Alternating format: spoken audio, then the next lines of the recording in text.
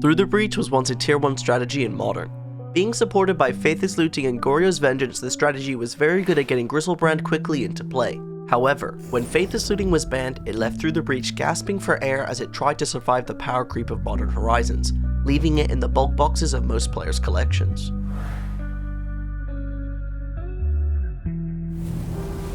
This video starts off with a viewer recommending me a Japanese player's new Reanimate Breach deck list. I was looking at it and I really liked the whole concept of the list, so I thought I would do it in a video. The main two win conditions in this deck are Primeval Titan and Archon of Cruelty. To cheat them into play, we either use Persist or Through the Breach.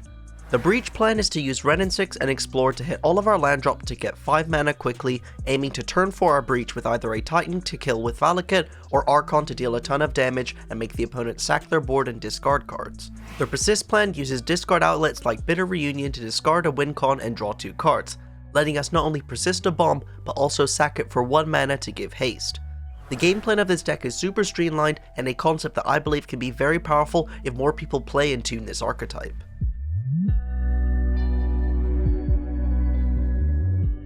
To start the first round, we're on the draw and we have the absolute nuts. We have turn 2 Bitter Reunion, turn 3 Persist plus sack the Bitter Reunion to give haste, so let's see what the opponent's gonna do.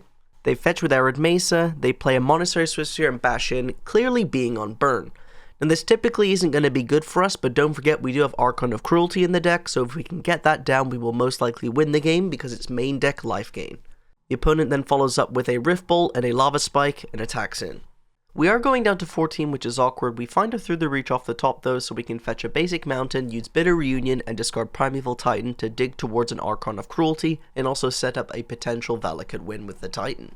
Now I've edited it out here, but the opponent actually thought for 2.5 minutes before going to combat, and then they attack and pass and not cast a spell. I think this is quite obvious that they're holding up a Skullcrack. There's not too much else they could have. We top deck an Archon, and I decide that I'm going to persist the Titan and not give it haste. There is a cool line of getting the Titan back, getting Crumbling Vestige out of the deck, giving it haste with the mana from Crumbling Vestige, and then you get 2 mountains from the attack step so that you can get a Dwarven Mine with the fetch land to chump the Swiftspear. But I thought this wouldn't be a great line because 1 life here costs a lot. If they have Boros Charm on my end step and a Bolt, the Dwarven Mine isn't good enough to chump because that would cost me a life and I would die. So I think it's a lot safer here to leave Titan back as a blocker, also play a fetch land from hand getting 2 mountains so that then I can have Dwarven Mine if they kill the Titan so that I can block and save a lot of life. Hopefully that wasn't too convoluted as they Boros Charm me on the end step, going down to 4, and they tank a lot in their main phase and just pass the turn back again. Having this basic forest in hand is the nuts, because I can just Archon and get 2 triggers and a combat step, having guaranteed lethal on the board as long as they don't have something like a Boros Charm or Double Bolt. They don't have it, so we attack in for lethal. On the draw, I take out all 4 Wrenn and 6 because Wrenn and 6 costs a lot of life as you typically only get back fetch lands, and I want to bring in 2 Weather the Storm and 2 Anger of the Gods, which are a lot better on curve and you can cast around the time that you would cast the Wrenn and 6 if you were to draw that instead. Going into game 2, we have to mulligan a terrible 7 and keep an okay 6 bottoming the Through the Breach as we don't have a lot of lands in hand. Game 2 starts off really fast. They have a Goblin Guide into 2 Lightning Bolts, which put me in a very awkward spot going into my turn at 9 life when I cast this Explorer. We do find a Lightning Bolt, which is nice, but letting them untap with this many cards in hand and at 9 life, I'm expecting to die. The opponent just attacks in and passes back, making me speculate that they have multiple things like Skullcracks in hand. Feeling hopeless, I go with the line that I'm going to Lightning Bolt the Goblin Guide and have Thrilling Possibility up, because if I hit a land from the Goblin Guide that I can't use, I'll just discard that. I just want to use my spells as late as possible to get the most amount of information. With the opponent hitting their 4th land and going to combat, I have a weird feeling that they have something like Path to Exile in hand to try and tackle the Archon, so I feel really good about the board when I get to untap and start casting cantrips. We start off the turn with an Explorer, and this actually finds us an Archon. What a great rip. Before I play any more lands, I want more information on what I'm working with, so I decide to Bitter Reunion the Archon first. Like the Luxac I am, this basic forest for the 2nd time is saving my ass. I can play the forest for my land drop, the Crumbling Vestige for the Explorer, get black mana, and then persist the Archon, not costing me any life. They actually have double Searing Blaze in response, so if I had to lose any life to cast the persist, I actually would have died before I gained life from the trigger, and the opponent rips a Goblin Guide off the top of the deck.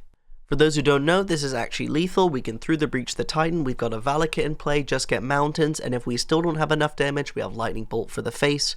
What a sick match. GG, on to the next one.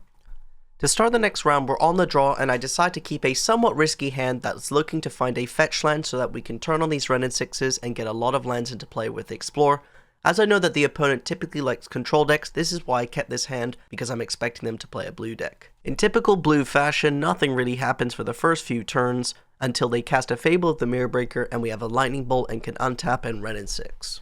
I'm also interested in what deck they're playing, because Murktide typically doesn't play Fable of the Mirror Breaker, but I guess they're playing Bauble, so they must be playing Chandler.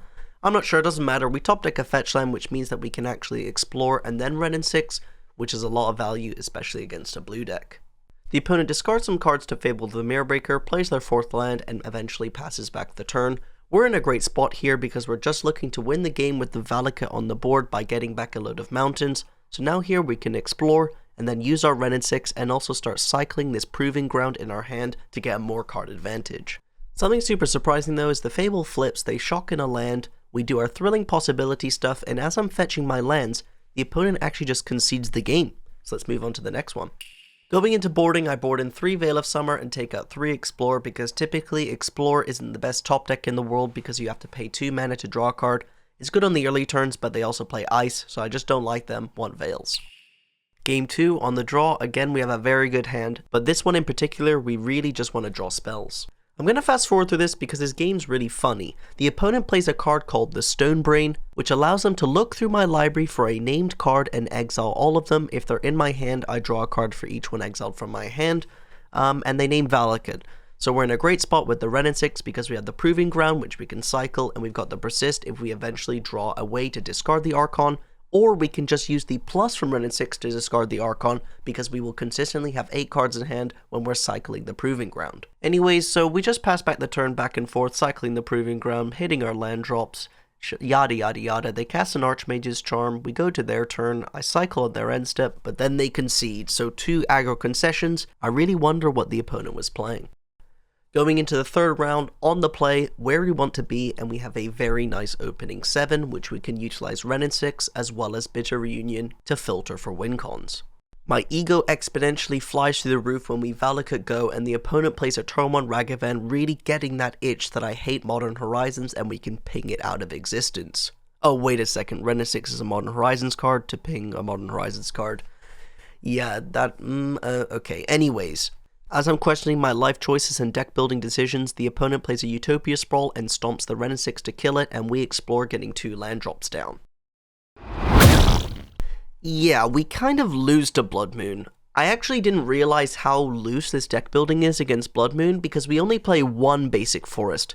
Now I understand Valakut, you can't play multiple forests, but we can't actually hardcast the Titan. I did manage to Through the Breach the Titan in. The whole point is I was digging for Through the Breach to try and Through the Breach the Archon to try and win that way, but we never drew the Archon and we only could Through the Breach twice to Titans. So this game was super awkward. I'm just going to fast forward through it. We lose to Blood Moon game 1. We have the one of Beseiju in the main, but we never found it. Was a really rough game. Yeah, they got me. Okay, going into boarding, I decide to take out all 4 Explorers, specifically because they are very hard to cast when the Blood Moon's on the table, and I board in all the Artifact and Enchantment removal, specifically looking to destroy Blood Moon. That's 2 Force of Vigor and 2 Terra Sunder. Going into game 2, I keep this hand on the play because we have a Lightning Bolt for a turn 1 Ragavan, and if a Blood Moon hits the table, we've got multiple loot spells so that we can draw for an answer. I get scared when the opponent starts off with the Utopia Sprawl because this could be a turn 2 Blood Moon coming down. All we can do is pass back and hold a Thrilling Possibility, and they start their turn 2 with a Pillage. Anyways, in response, I Thrilling Possibility, we find a Mountain and a Wrenn and 6 so we can get back the land that they destroyed, and we're looking to be in a better spot. Yeah, I say that, and then they have a Fury to kill the Wrenn and 6, and then they tap 3 mana and pillage my basic forest. So, again, they destroy my land, severely putting me back on this Through the Breach, but if we find a Persist, we're going to be in a great spot, so we're just going to keep drawing cards and hope for the best. They follow up with a 2 mana Tarmogoyf, and we Thrilling Possibility on their end step, still trying to hit our land drop, and we still don't find that Persist. They pillage me again, luckily we find the Black Source, and now they play another Tarmogoyf, and we're put in the mode where we need to top deck, and we find the Persist. So now we can Persist the Archon, give it haste with the Bitter Reunion, and win the game. That was That was a very funny one. Triple Pillage, double Tarmogoyf, and then somehow the Persist managed to save us. I guess we did draw a lot of cards. Unfortunately though, here in game 2, we just lose to Mana Screw. They had a very timely Endurance to prevent my Renin 6 from getting back a land, and then we just never see a third land for the rest of the game, and they get a Bloodbraid Elf and a Ragavan. Just too much for us to deal with, and they just whooped our ass. Happens sometimes, it's Magic the Gathering. In round 4 though, we actually crushed 4 color Rhinos because of Valakut and also Void Mirror in the sideboard being super clutch and helping them not get their Rhinos on the table. Then in round 5, we sadly lost a very close game 3 to Rakdos Scam, losing because they too also played Blood Moon. I think something to highlight from this league is that a lot of people beat us up with Blood Moon. I think there should be some sort of altercation to the list to be thoughtful of this card. Overall though, I really love this deck and I'm personally going to be trying it out offline, off YouTube in the near future, and if it does get better, I'll be making another video on it. But as always, if you did enjoy this video, then please don't forget to like and subscribe, and check out this video because YouTube thinks you'll like it, and for you gambling degens, I'll make sure to open the chest at the end of this video.